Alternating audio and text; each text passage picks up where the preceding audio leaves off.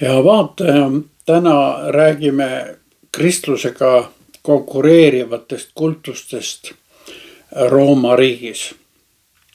Sõdurid olid need, kes tõid vallutatult aladelt enda kaasa väga erinevaid kultusi. Eriti armastatud nende hulgas oli kaua aega mitraism.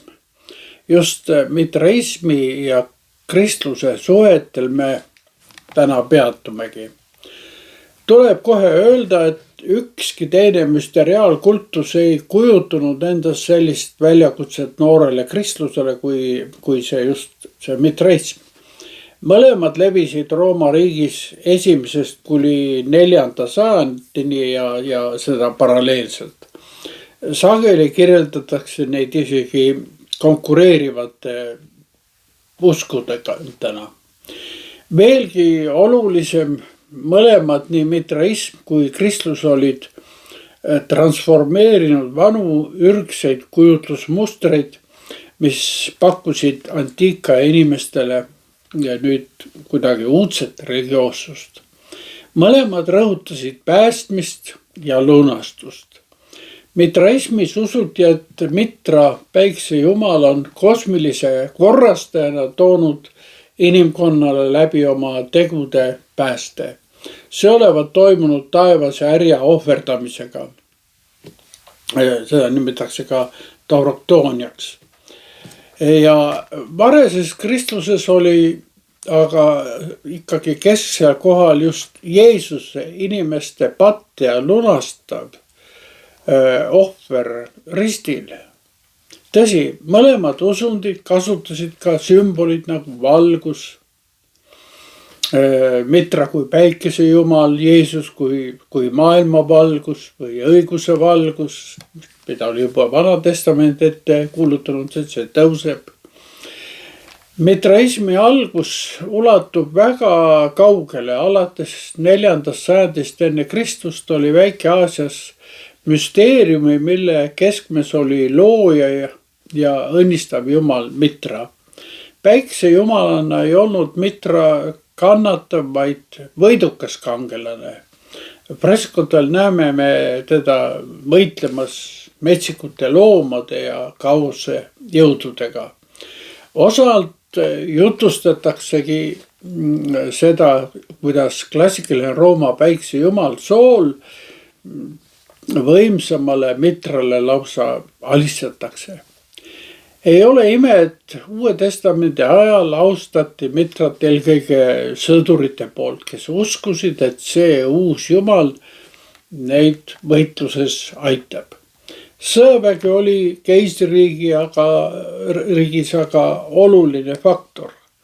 Selle tõttu püüdsid võimul olijad selle uue jumalusega kohaneda. Sunnitud aktsepteerimisele kujunes varsti sümpaatia ja isegi usaldus selle uue kultuse vastu. Rooma keisrid nägid Mitra kultuse monotistlikus iseloomus oma ainuvalitsuse õigustust ja tuge, sest sellises võidukas jumalas, kes särades nagu päike inimestele heaolu kingib, nähti ka meelsast iseennast. Täna annavad selle kultuse vitaalsusest tunnistust eelkõige arheoloogilised leiud. Niinimetatud mitriumid, maa-alused koopalaadsed templid, kus Mitra kultusest osalejad kohtusid ja oma kultuslikke tseremooniaid pidasid. On osad säilinud, neid võib leida Süüriast Roomani, Donaut mööda ülespoole ja Reini mööda allapoole.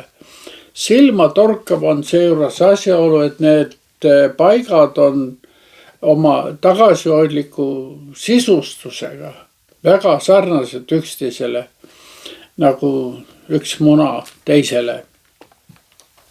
Mitraistlik müsteriaalkultus äratab väga erineval moel tähelepanu, sest ühest küljest tuntakse siin initsiatsioonirituaale, millele eelnes pikem teoloogiline katehumanaat või õpetus. Neid initsiatsiooni astmeid oli koguni 7 ja nad olid väga salajased. Teisest küljest oli selles kultuses täieõiguslikele kultusliku kogukonna liikmetele olemas leiva ja veiniga rituaalne söömaaeg, mida kogunemistel peeti Mitra lahkumise mälestuseks. Sellel söömaajal võttis Mitra kultusest osaleja vastu õnnistust.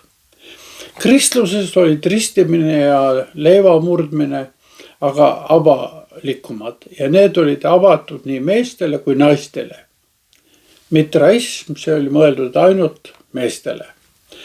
On aru saada, miks paljud uurijad ei suutnud vastu panna kiusatusele mõlema sarnasuste alusel näha mitraismi ja varese kristluse nagu mingit sisulist sõltuvust. Uuemad uuringud näitavad siiski, et erinevused olid sarnasustest palju suuremad.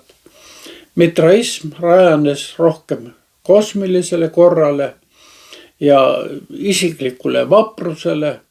Kristlus rõhutas aga armastust, andestust ja patukahetsust kui eluviisi, mis viib igavesse ellu.